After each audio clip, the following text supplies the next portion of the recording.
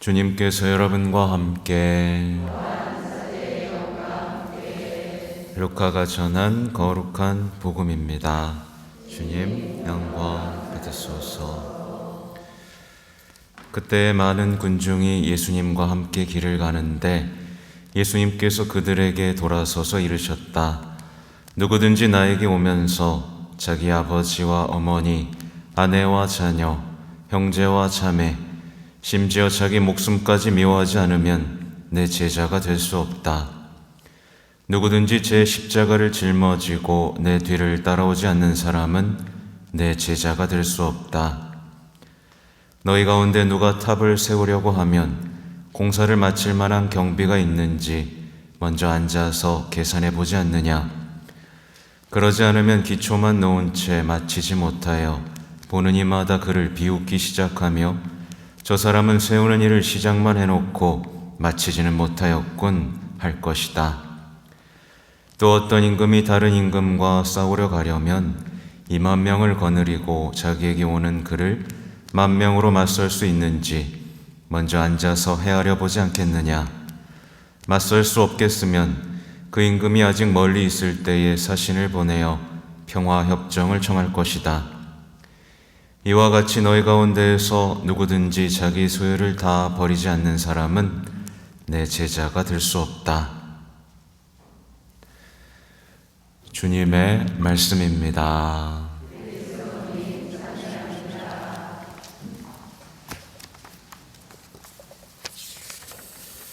자비로이 교회를 이끌어 주신 주님 기억하며 감사하게 하소서.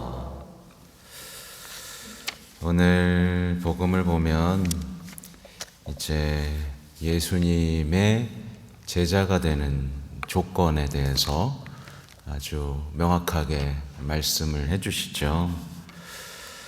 이렇게 하지 않으면 내 제자가 될 수 없다라고 말씀하시는데 그 조건이 마음에 드세요? 네, 제자하실 거예요? 정말? 네. 제자가 되기를 원하셔야 되죠. 조건이 무엇이든 스승님이 예수님이잖아요. 그 조건이 무엇이든 우리는 예수님의 제자가 되기를 원해야만 합니다. 사실 예수님의 제자가 되는 것보다 우리에게 급한 일은 없고요. 예수님의 제자가 되는 것보다 행복한 일도 없습니다. 그렇죠? 네. 여러분 예수님 제자 맞습니까? 맞아요? 예수님의 제자가 되면요 진짜 좋은 점이 있는데 첫 번째는 뭐죠? 단순하게 예수님께 직접 배울 수 있다는 거예요. 예수님의 제자는 예수님께 배웁니다. 여러분 예수님께 직접 배우고 계세요? 혹시 저한테 배우고 계시지 않으세요? 저한테 배우면 뭐예요? 제 제자입니다. 저는 여러분을 가르쳐드리고 여러분은 예수님의 제자가 되어야 돼요. 그렇죠?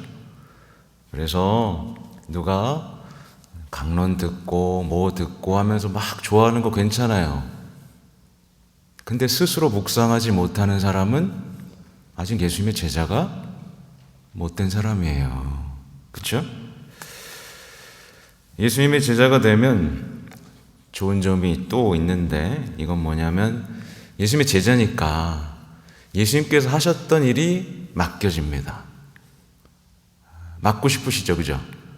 예수님이 하셨던 일 중에서 가장 중요한 거 뭐죠? 사랑한 거예요? 십자가에 못 박혀 돌아가신 겁니다. 이거보다 큰 영광은 없었죠? 예수님의 제자가 좋은 점은 예수님께서 그 누려셨던 그 영광의 길을 갈 수 있는 자격이 주어진다는 뜻이에요. 그래서 십자가 지는 거 굉장히 기뻐하셔야 되는 게 제자의 모습이죠. 예수님의 제자가 되면 또 뭐가 좋냐? 예수님의 제자니까 예수님하고 가까워지게 됩니다. 굉장히 가까워지게 되죠.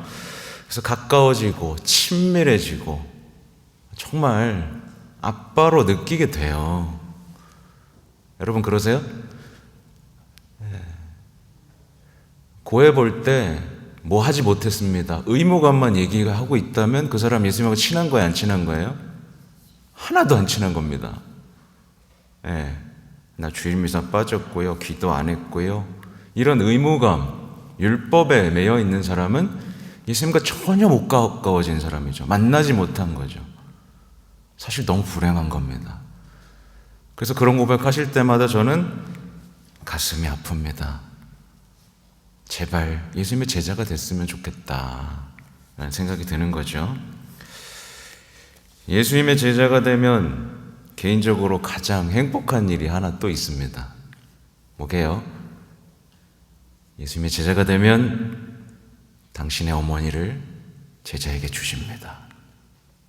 네 어머니시다 라고요. 그래서 어머니로부터 사랑받고 배우고 성장하면서 성모님과 손을 잡고 예수님께 가까워지는 사람이 되죠. 엄마보다 예수님을 더 잘하는 사람은 없잖아요. 그래서 예수님에 대해서 알지 못했던 것들을 배우게 되죠. 그래서 성모님의 제자가 될 수도 있습니다. 이거보다 더 행복한 일은 없죠. 다시 한번 여러분에게 묻고 싶은 건 제자 정말 되실 거냐는 거예요. 제자의 조건이 이제 구체적으로 나오는데 뭐냐면 자기 아버지, 어머니, 아내, 자녀, 형제, 자매 미워해야 된다. 미워하는 것 같아요. 근데 농담입니다. 이거는 자기 목숨까지 미워하지 않으면 내 제자가 될 수 없다. 자기 목숨까지. 또 십자가를 짊어지고 내 뒤를 따라오지 않는 사람도 내 제자가 될 수 없다. 그리고 자기 소유를 다 버리지 않는 사람도 내 제자가 될 수 없다. 어렵죠? 그래도 하셔야 됩니다. 사실 따지고 보면 인간관계에 대한 애착을 가진 사람들이 있어요. 자녀, 온통 자녀, 온통 배우자, 그렇죠? 어떻게 될까요? 예수님께 절대 배우지 못합니다. 배우지 못해요. 척만하죠. 또 자기 목숨을 사랑한다는 건 자기가 중심이 되어야 됩니다.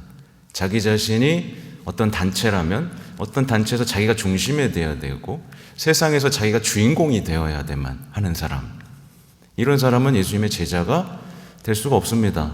그분은 커지셔야 되고 우리는 작아져야 되는데 자꾸 내가 중심이 되고 싶은 거예요. 왜 나한테 말 안 했어? 왜 나 무시해? 이렇게 자꾸 중심 안에 서고 싶어하고 주인공이 되고 싶어하는 사람은 제자가 될 수 없죠. 결정적으로 자기 목숨을 사랑하는 사람이 십자가 질 수 있을까요? 없을까요? 자기 목숨을 사랑하는데 어떻게 십자가를 져요? 자기 목숨 사랑하는데 십자가 진다는 건 다 거짓말입니다. 왠지 아시죠? 십자가는 고통을 스스로 받겠다는 뜻이고요, 서서히 죽어가겠다는 뜻입니다. 그렇죠? 십자가를 지면 아프고요, 죽어가는 걸 압니다. 그래서 자기 목숨을 사랑하는 사람은 십자가 질 수가 없어요. 그래서 맨날 내던집니다. 네가 줘. 나 좀 살아야겠다. 그죠? 또 십자가를 짊어지는 것을 싫어하는 사람이 있죠. 나한테 왜 이런 고통이 왔지? 이런 사람이 예수님 뒤를 쫓아갈 리가 있을까요? 없을까요? 없죠. 왜냐하면 예수님 뒤를 쫓아가면 뭐가 있어요? 거기에 골고타 언덕이 있는데 거기에는 뭐가 있죠? 사람들의 조롱과 비참한 죽음이 있습니다. 그러니까 못 견디는 거죠. 그 영광의 길에는 굉장히 가시밭길이잖아요. 사람이 조금만 뭐라고 하고 모욕하고 모함하고 내가 죽어야 된다라고 생각하면 예수님 뒤를 따라가지 않는 거죠. 또 밑에 마지막으로 자기 소유죠. 소유에 대한 집착들, 재물에 대한 애착을 가진 사람은 어떻게 될까요? 배신자가 됩니다. 유다 보셨잖아요. 자기 소유를 집착하는 사람은 예수님의 배신자가 되고요. 받는 것에서 기뻐하고 자기 소유만 자꾸 주장하면 결국은 예수님을 반대하는 겁니다. 예수님 그러시면 안 됩니다. 유다가 반대한 거죠. 예수님이 왜 저렇게 바보같이 행동하실까 하면서 반대하는 겁니다. 사실 예수님은 자기 소유를 주장하셨습니까?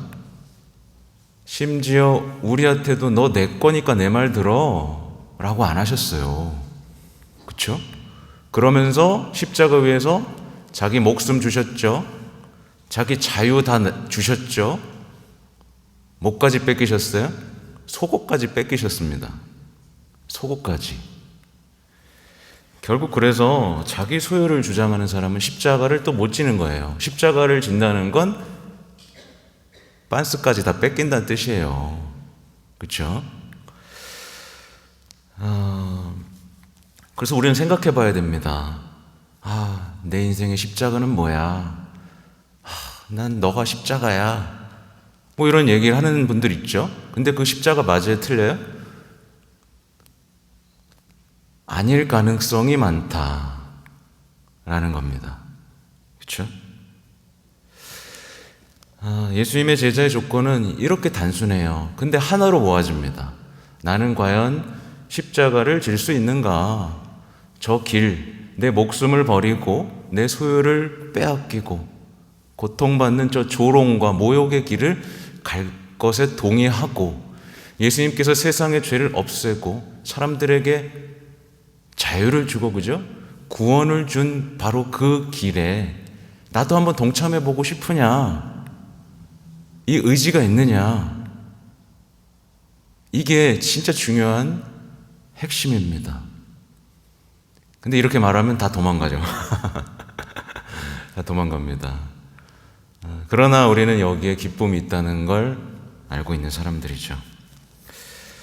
그러니까 예수님의 제자는요, 머리가 좋을 필요도 없어요. 그죠? 머리 좋을 필요도 없고, 뭐 인간관계가 좋을 필요도 없고, 자신을 사랑할 필요도 없고, 부자일 필요도 없습니다. 예수님의 제자의 조건은 이게 다예요. 그죠? 그리고 뒤에 나오는 얘기가 있습니다. 저 사람은 세우는 일만 시작해 놓고 마치지는 못하였곤 할 것이다. 생각보다 많은 신앙인들이 마치지를 못합니다.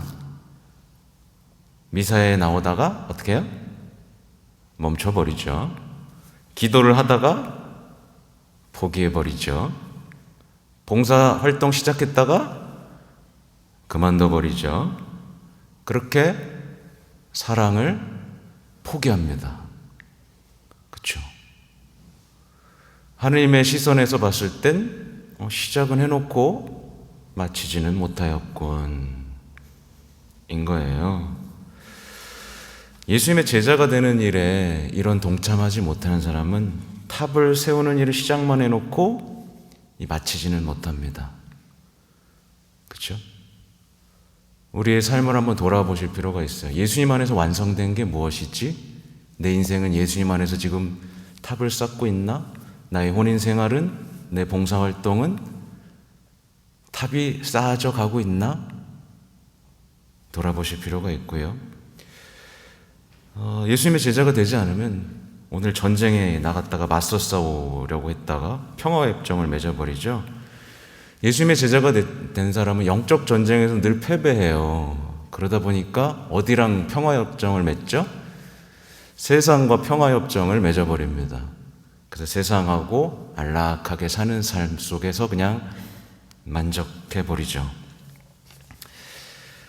결국 이 모든 게 뭐예요? 예수님께 배운 게 없기 때문에 성당을 나왔지만 정말 예수님께 배운 게 있다면 우리는 마칠 수 있고요. 승리할 수 있습니다. 예수님은 패배를 모르는 분이거든요. 그렇죠? 인내의 왕이시고요. 그렇죠? 예수님의 제자는요, 인간관계에서 상처받지 않습니다. 대부분 우리가 탑을 세우지 못하는 이유가 뭐죠? 인간관계에 대한 상처와 조롱을 견디지 못하기 때문이죠. 그렇죠? 근데 예수님의 제자는 그 상처 안에 구원이 있다라는 거, 그 상처를 내가 간직했을 때 천국에서 그 상처에서 빛이 날 것이라는 그 희망 때문에 상처받지 않고 상처받고 물러나는 일이 없어요. 예수님의 제자는요. 예수님의 제자는 남 탓하고 험담하지도 않습니다. 그렇죠? 오직 사랑할 권리, 용서할 의무, 그죠? 이것만 보고 직진합니다. 빠꾸가 없어요. 그죠? 예수님의 제자는 예수님을 닮아가는 것에서 기쁨을 느낍니다. 여러분도 그러세요? 여러분 뭐가 닮으셨어요? 예수님의 인생과 닮아가는 것에서 기쁨을 느끼세요? 그게 제자의 기쁨이죠. 아, 내가 스승처럼 되는구나. 그렇죠? 결국 예수님이 겪으셨던 일을 내가 겪는 것에 대해서 굉장한 감사와 기쁨을 느낍니다. 예수님의 제자는 늘 패배하는 것처럼 보여요. 바보처럼 보입니다. 어리석어 보입니다. 그러나 언제나 기쁨에 가득 차 있고 승리합니다. 그렇죠? 예수님이 제자니까요. 예. 여러분 누구의 제자세요? 맞습니까? 예수님이 제자가 아니었다면 오늘 제자 되기를 마음 먹으셔야 됩니다. 예수님의 제자가 되지 않는 건 곧 불행한 삶이기 때문에 그래요. 네. 오늘 로마서 말씀도 좀 보고 싶은데요. 로마서 말씀에 되게 애매한 얘기가 나오죠. 형제 여러분, 아무에게도 빚을 지지 마십시오. 이 서로 돈 꾸지 말란 얘기인가요? 아니고요. 아무에게도 빚을 지지 마십시오. 그러나 서로 사랑하는 것은 예외입니다. 남을 사랑하는 사람은 율법을 완성한 것입니다. 그러니까 말하자면 서로 사랑하는 것에는 빚을 지라라는 얘기죠. 정리해보면 이 말씀은 말하자면 서로 사랑하는 것에서 빚을 두고 계속 갚아라. 끊임없이 빚을 갚는 것처럼 서로 사랑하라는 겁니다. 서로 사랑하는, 나에겐 사실 우리 빚졌잖아요. 예수님한테 그토록 사랑받았습니다. 그죠? 그 빚을 갚는 마음으로 계속해서 사랑해라. 제자의 도리는 사랑이다. 요거를 말씀해 주시는 거예요. 제자라면 서로 사랑해야겠죠. 그죠? 이 정도면 충분히 사랑했어. 나 이 정도만 다 했어. 라고 끝낼 수 없습니다. 빚이 있기 때문에 계속 갚아야 됩니다. 율법을 적당하게 지키는 사람이 아니라 뭐예요? 율법을 완성하러 왔다. 예수님께서는 율법을 완성하러 오셨죠. 율법을 적당히 지켜서 구원받는 게 아니라 율법이 무엇인지 내 삶으로 보여줘서 증거해서 완성하셨습니다. 그 완성이 곧 십자가였죠. 그죠? 다시 제자의 조건이 여기서 반복되는 거예요. 마지막으로 이렇게 나오죠. 사랑은 이웃에게 악을 저지르지 않습니다. 사랑은 악을 저지르지 않습니다.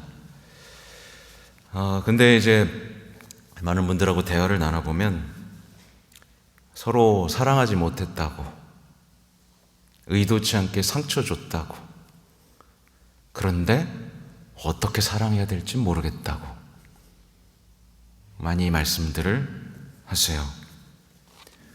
왜 그렇죠? 예수님께 배우지 못했기 때문에, 세상에서 배운 것으로 만족했기 때문에 그렇습니다. 결정적으로 예수님이 나를 얼마나 사랑했는지를 모르기 때문에, 예수님이 나를 어떻게 사랑했는지를 배우지 못했기 때문에. 예수님이 여러분 어떻게 사랑하시죠? 강요하고 지배하고 그러시나요? 넌 내 거니까 소유권을 주장하시나요? 예수님으로부터 사랑을 배우면 우리는 예수님처럼 사랑할 수 있게 되죠. 그렇죠? 그러니까 세상에서 말하는 사랑은 다 지워버리셔도 돼요. 유명한 전문가가 나와서 육아 뭐 다 얘기하죠. 거기서 배우실 필요가 없습니다. 우린 예수님께만 배워야 돼요. 결정적으로 예수님의 제자가 되는 조건 중에 진짜 결정적인 게 있는데 뭐냐면 너 나 사랑하니? 입니다. 예수님 사랑하세요? 예수님을 사랑한다면 예수님이 여러분의 삶을 고쳐주실 때 여러분은 응답하셔야 됩니다. 근데 사실은 너 그렇게 산 거 틀렸어 라고 말씀해 주시면 우리 어때요? 아프죠? 내 삶이 존중받지 못한 것 같죠? 근데 사랑하는 사람이 그 얘기 해주면 우리 어떻게 해요? 믿죠? 받아들이죠? 그러니까 우리가 하나님을 사랑한다면 그 사랑을 통해서 우리 고쳐주십니다. 근데 적당히 사랑하다 보니까 너 내가 사랑해 줄게. 너 잘못된 삶에서 내가 고쳐줘야겠어. 라고 하는 순간 내가 어떻게 살아왔는데, 내가 어떻게 버텨왔는데 라고 하면서 예수님 미워요 라고 선언을 해버리고 말게 되거든요. 그래서 사랑이 진짜 중요합니다. 예수님이 나를 그토록 사랑하셨고 목숨까지 바칠 만큼 사랑한다. 그것을 기억하고 저도 예수님을 사랑합니다. 절대 당신을 놓치지 않겠습니다. 라는 마음이 있을 때 우리는 고쳐질 것이고 사랑을 배울 것이고 이웃사랑도 하게 된다. 라는 걸 말씀드리고 싶습니다. 이 제자의 조건, 갑자기 여러분들의 표정이 무거운데 제자의 조건을 받아들이십시오. 제자보다 행복한 사람은 어디에도 없었고 우리에겐 수많은 증거자들이 있습니다. 그 증거자들을 따라서 희망을 가지고 부활이라는, 그죠? 부활이라는 희망, 천국이라는 희망을 가지고 제자가 됩시다. 아멘.